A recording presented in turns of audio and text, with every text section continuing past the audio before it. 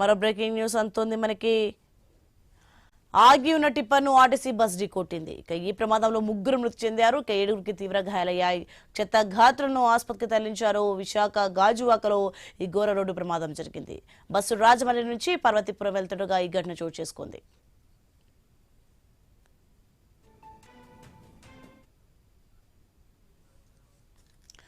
ఆగి ఉన్న టిప్పర్ను RTC bus ఢీకొట్టిన దృశ్యాలు మనం చూస్తున్నాం. ఇక ఈ ప్రమాదంలో అయితే 3 మృతి చెందారు.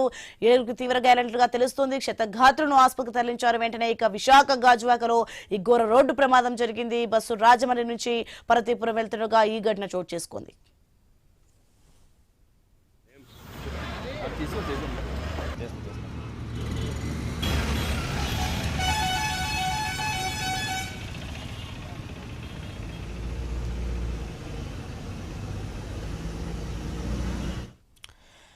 ఐ న్యూస్ ఎక్స్క్లూజివ్లో మనం చూస్తున్న టిప్పర్ని అయితే బస్ ఢీకొట్టింది. ఇక విశాఖ గాజువాకలో అయితే ఘోర రోడ్డు ప్రమాద ఘటనను మనం చూస్తున్నాం. ఆగి ఉన్న టిప్పర్ను అయితే ఆర్టీసీ బస్సు ఢీకొంది. దీంతో అక్కడ 3 చనిపోయినట్లుగా తెలుస్తుంది. ఇక 7గురికి అయితే తీవ్ర గాయాలయ్యాయి. ఆసుపత్రికి తరలించారు. వెంటనే కూడా చుట్టూ ఉన్న ప్రజలంతా కూడా మనం చూడొచ్చు. ఇక రాజమండ్రి నుంచి పార్వతీపురం వెళ్తుండగా అయితే ఈ బస్సు ప్రమాద ఘటన జరిగింది. ఇదే అంశానికి సంబంధించి మరింత సమాచారం మా ప్రతినిధి రాజు అందిస్తారు ఫోన్లో. రాజు, చూస్తున్నాం విశాఖ గాజువాకలో అయితే ఘోర రోడ్డు ప్రమాద ఘటన చోటు చేసుకుంది. ప్రజెంట్ గాయాలైన వారి పరిస్థితి ఎలా ఉంది? దీనికి సంబంధించిన పూర్తి అప్డేట్స్ ఏంటి?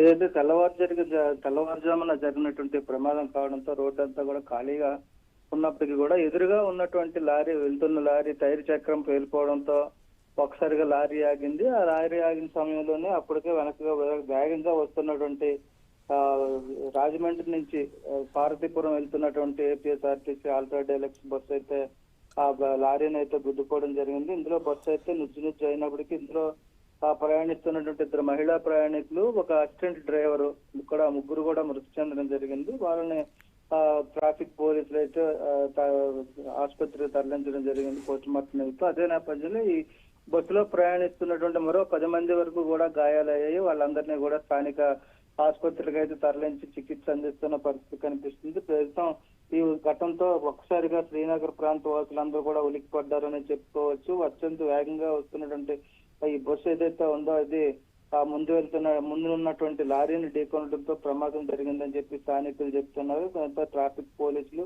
గాజువాక పోలీసులు కూడా సంఘటనా స్థలానికి చేరుకుని పరిస్థితి చక్కదిద్దే ప్రయత్నం చేశారు.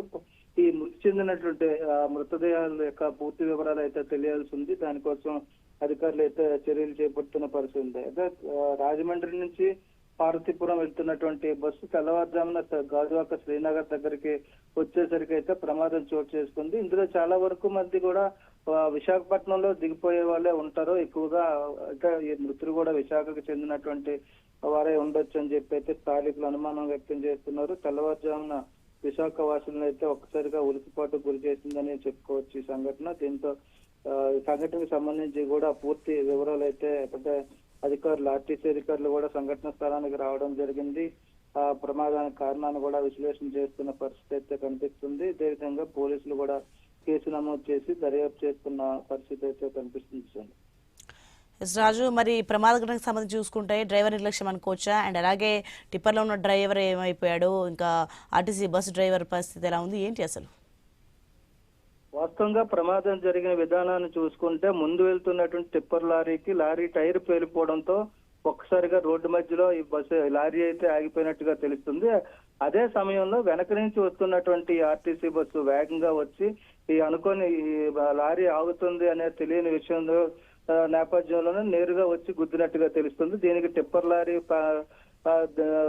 కావాలని చేసిన పని అయితే కాదని చెప్పి స్థానికులు చెప్తున్నారు. మరోవైపు చూసుకుంటే తెల్లవారుజాము కాబట్టి ఆ డ్రైవర్ కూడా ఈ వేగంతో వస్తున్నట్టు ఆర్టీసీ డ్రైవర్ కూడా వేగాన్ని అంచనా వేయలేక లారీని గుద్దినట్టుగా అయితే తెలుస్తుంది. దీనికి సంబంధించి కూడా అయితే కేసు పూర్తి విచారణ అయితే గాజువాక పోలీసులు చేస్తున్నారు.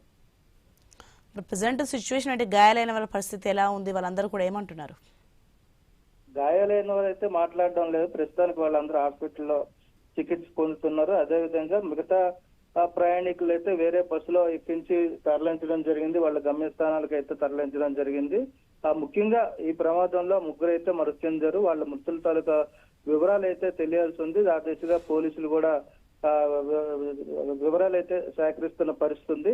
క్షతగాత్రులకు స్వల్ప గాయాలు అయ్యాయి, వాళ్ళకు కూడా పెద్దగా ప్రమాదం ఏది జరగలేదని చెప్పి అయితే స్థానికులు అదేవిధంగా వైద్య అధికారులు కూడా తెలియజేస్తున్న పరిస్థితి ఉంది.